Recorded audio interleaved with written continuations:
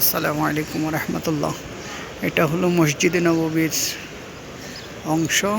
সামনে যে সবুজ গম্বুজ এবং গম্বুজের নিচে যে অংশটুকু, এটাই মূল মসজিদ ছিল। রাসূলুল্লাহ সাল্লাল্লাহু আলাইহি ওয়াসাল্লাম যখন মদিনাতে এসে মসজিদ নির্মাণ করলেন, 100 বাই 100 হাত এই মূল মসজিদ।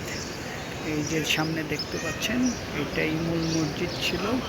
এই যে সবুজ গম্বুজ, এটার নিচে এই অংশটুকু ছাতাগুলো দেখা যাচ্ছে। ছাতাগুলো সামনে যে অংশটুকু, এটাই মূল মসজিদ। আর পরবর্তীতে এই মসজিদ এক্সটেনশন হয়েছে। এখন প্রায় 10 লক্ষাধিক লোক এখানে নামাজ পড়তে পারে মসজিদে নববীর চত্বর এবং মসজিদে নববীর ভিতরে। বিশাল মসজিদ, বিশাল মসজিদ। এক পাশ থেকে আরেক পাশে যেতে দীর্ঘ সময় লাগে। সো এটাই মূল মসজিদ, মসজিদে নববীর অংশ। এই সেই মূল মসজিদ।